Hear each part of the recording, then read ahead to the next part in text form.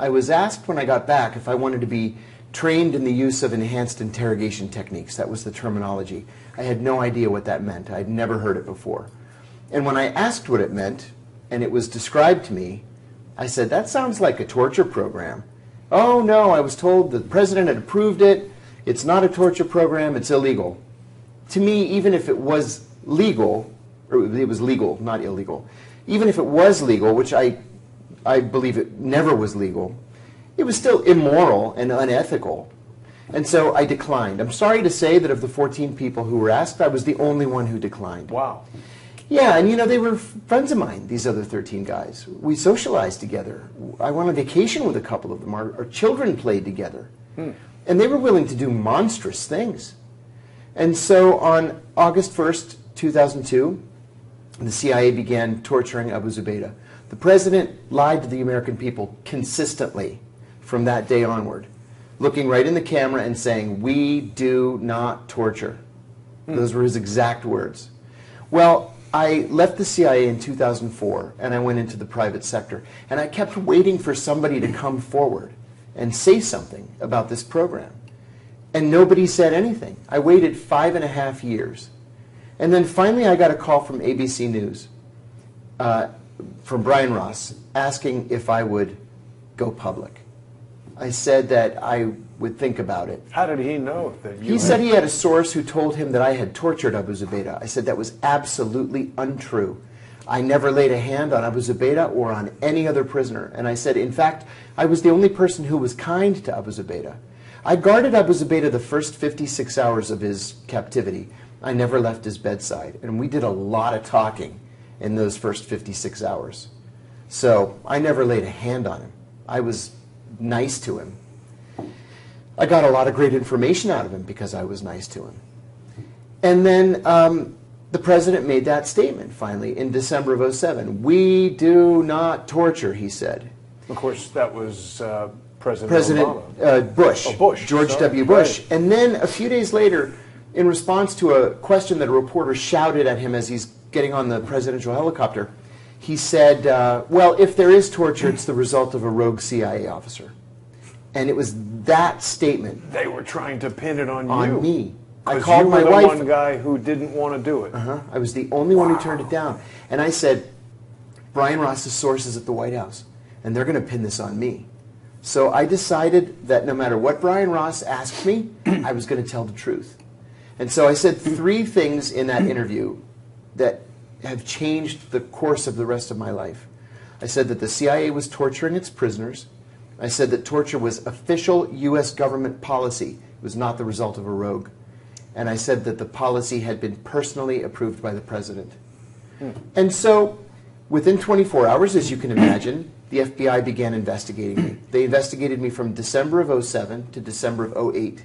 And then they sent my lawyer what's called a declination letter, saying that they had determined that I had not committed a crime and they were declining to prosecute. So it was a happy day. What I didn't know was that 3 weeks later, when Barack Obama is inaugurated as president, John Brennan asked him to secretly reopen the case against me, which Justice did. I had no idea. How did you find out that John In discovery, Brennan... after I was arrested, 3 years later. Wow. So this went on from January of 2008, January of 2009, rather, to January of 2012. The FBI was intercepting my phone calls. They were intercepting my emails. They had 3 different teams of surveillance on me. At the behest of John Brennan. At the behest of John Brennan. So that's a lot of insight into the interaction between the FBI and the CIA. Boy, is it. Wow. Yep. And then I was arrested in 2012. I was charged with 5 felonies, including 3 counts of espionage. And remember, in some cases, espionage is a death penalty charge. Yeah. It's the gravest charge with which an American can face. And so I hadn't committed espionage, of course, and eventually those charges were dropped. But this just gives you an idea of what whistleblowers are up against. Remember, the government has unlimited resources. Right. Literally unlimited resources. And they do 2 things in order to ensure a conviction. First of all, according to ProPublica, the federal government wins 98.2% of its cases. Wow. Right? Those are like Saddam Hussein kind of numbers. Yeah. Seriously. Yeah. You know, when Saddam Hussein was running for re-election and got 98%, we would laugh. We would say the fix was in. Well, justice wins 98% of their cases, and we say they're geniuses. Right. Right? Or everybody else is a criminal. So they win 98.2% of their cases. Almost all of that is a result of plea bargains. So they do two things. First, they do something called charge stacking, where they will charge you with 10, 20 felonies. Right? Whether you did them or not. Whether you did them or not, and you likely didn't do them. Right. But they charge you anyway. They make you defend yourself. They wait until you go bankrupt. Right. Yep. And then they come back and they say, we'll dismiss all the charges but one if you take a plea. Well, what are you going to do? You're facing 100 years in prison. They're offering you 2 years. And you have no money left. You're broke, and you have a 1.8% chance of winning. So what are you going to do? It's an economic decision. The other thing that they do is venue shopping. So what they'll do is they'll look for the federal district in which they think they have the best likelihood of convicting you and where you're going to get the longest sentence. Based on their relationship with some judge Correct. or something like that? Based on their relationship with the judge. For example, I was charged in the Eastern District of Virginia, which is known as the Espionage Court, because no national security defendant has ever won a case there, ever. Jeffrey Sterling was charged there. Ed Snowden's been charged there. The rumor is that Julian Assange is being charged there. But where was David Petraeus charged? In the Western District of North Carolina. Interesting. So when he took a plea to a misdemeanor charge of providing his adulterous girlfriend with the president's above top secret black books and outing the names of 10 covert CIA operatives, and he was sentenced to 18 months of probation and a fine, the judge came down from his bench to shake his hand and thank him for his service to the country. That doesn't happen in the Eastern District of Virginia. Wow. Wow. So there's virtually no chance you're going to be exonerated. My lawyer said something to me once.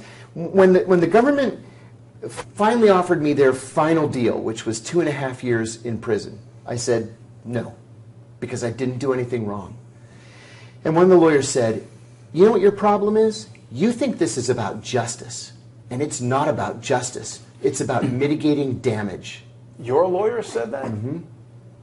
Wow. He said, if you were my brother, I would beg you to take the deal. It doesn't matter if you're innocent.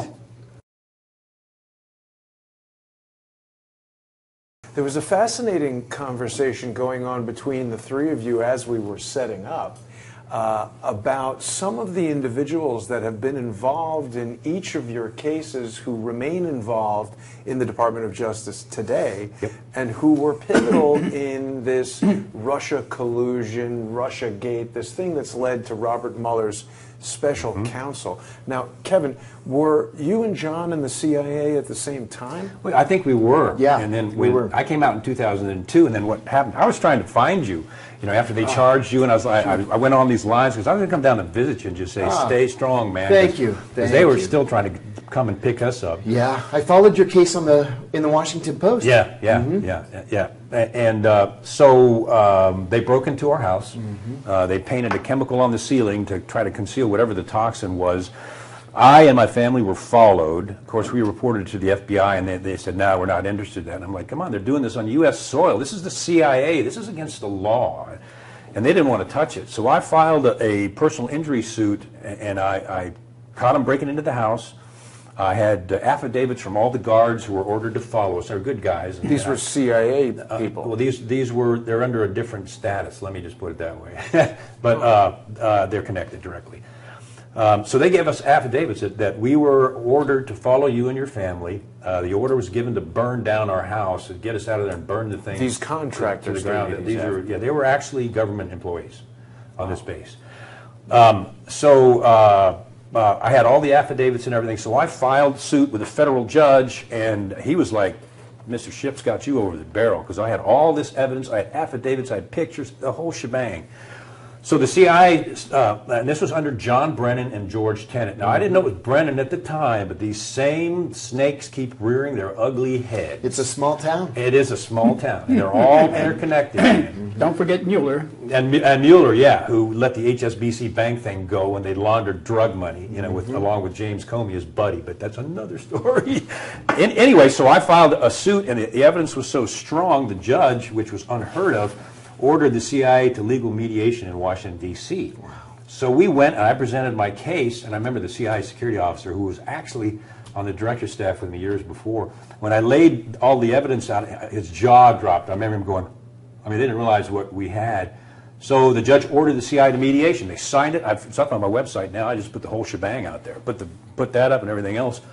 And we thought it was done. You know, this horrible nightmare is over. And 3 days later, the CIA calls my attorney and says, if Mr. Shipp does not accept a fraction, as I said before, a fraction of the settlement, we're going to invoke the state secrets privilege and seal his case forever so no one can ever see the evidence and Congress has no access to it. I didn't know they had that power, but they do. They use it with NSA people. You may know some. They tried it with the NSA surveillance program. So they did. They hit me with the state secrets privilege, threatened me and my family with prison if we even talked to our attorneys about the evidence, and sealed the case. Violation of the First Amendment. Big time. So just do it. Well, it's exactly what I did. And after all of that, this is criminal. It's unconstitutional. My family is sick. They're telling my kids, you can go to prison if you talk about this. And after about a week, that's when I went to the Post and I said, this is a violation of the state's secrets privilege. I'm standing up against it. I know I'm probably facing the Washington Post, yeah, and I know I'm probably facing prison, but at this point, I just don't care, you know. And they never did. The Post went straight to the CIA, as I said, reported it to them, and then I wrote from the company of Shadows and built a code in there just because I'd had it, and they missed that, and so we went for how many years? 5 years waiting to be arrested. I remember sitting in my office. I had an office window, and I just sat there waiting for the black Suburbans to pull up. And I was going to walk out and say, make my day, you know. And they never came. And I guess 5 years is a statute of limitations. I guess they never showed up because what they did was a criminal violation, several of them. And they knew that that case came out in the public, it's all going to be exposed. But, man, they went after me with a vengeance. I lost my retirement. We lost our house. They had 9 attorneys on my case. I had 1. We were running out of money, and that's a procedure that they use, as you know, absolutely. to absolutely destroy you and your family. That's really terrible. I mean, I think most people who are watching CNN, Fox, reading the Washington Post, they have no idea. I speak to so many people who tell me, oh, you know, Jason, you're a conspiracy theorist. I trust the government.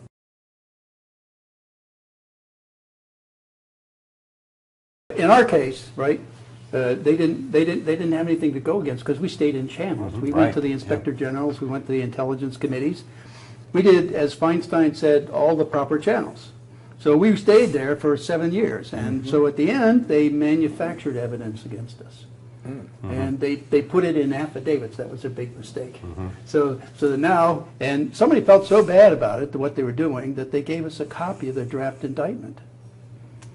But I had already assembled all the evidence to prove malicious prosecution on the part of the Justice Department, and I threatened them with it, and they ran like chickens.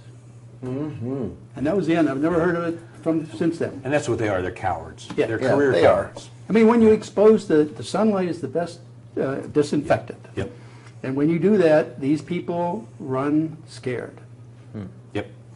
Well, it's good that there was a whistleblower who helped you. I mean, people within these agencies should be very concerned because they're essentially you guys. And if the agency turns inward on them, I think they would want someone exposing the indictment. Well, I didn't. That was somebody in the DOJ, but that came in afterward, after we threatened them and they ran. So then they said, "Well, gee, you know, look at what they're doing." So they sent it through like Pogo or somebody, you know, and we got it through the grapevine. But the point was, they raided us, took all our material, destroyed our business, right? But we recovered the material afterward because we're always backed up. If you know who you're up against, you know. I expected them to attack us with through an active attack in the computer. Sure. You know, I didn't expect them to physically do that because, you know, we didn't do anything, you know. So, but they wanted to get intellectual property too, which we never put in paper or on the computer. So they got nothing. So, but the point was that they had multiple reasons to do that. Vendetta because NSA, we complained about the fraud, waste, corruption at NSA, and the Inspector General found that everything we said was true. Department of Defense Inspector General did the investigation for 2.5 years and finally published in 2005.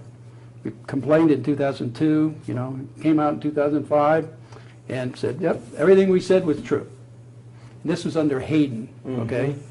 That was all One of the corruption. worst of them all. Oh my gosh, yeah. But Mueller was the FBI guy at the time, so he helped manage all this attack on us.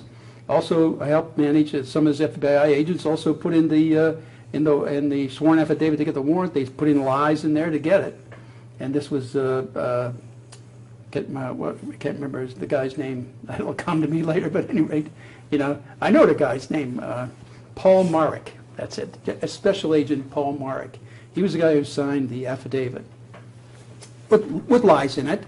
And we knew it was a rush job because it was the second day after Gonzalez's testimony to the Senate Judiciary Committee about the terror surveillance programs. Things we were complaining about, them spying on U.S. citizens and all that, as well as the corruption, fraud, waste, and abuse in NSA and others. Of course, it led to others. They were part of it, too. So, yeah, I knew it was a setup. And so when the agents were there searching through our home, I said, I had to ask them, I said, did somebody outside the FBI tell you to come here and do this? And, of course, I knew I hit the nail right on the head because the body language from every agent just said, they all kind of backed off. It's like when you catch your kid with his hand in a cookie jar. That's what I did. And these guys all looked to Marek to answer because Marek was the only one. He was the only one who was cleared for the programs they wanted to silence us on. That was the Stellar Wind domestic spying program, which is still going on. That's the one they're still trying to protect. That's why you don't hear about NSA, you hear about CIA and FBI. Let's push those guys out front, let them take the flak, keep this real program hidden so that the public never knows, but we'll have all the data and information on everybody so we can control the entire population. Okay, that's the whole point. So at any rate, that's what they were doing, and that's the reason they're trying to keep it still hidden. And so all the cover-up is being done by the intelligence committees as well.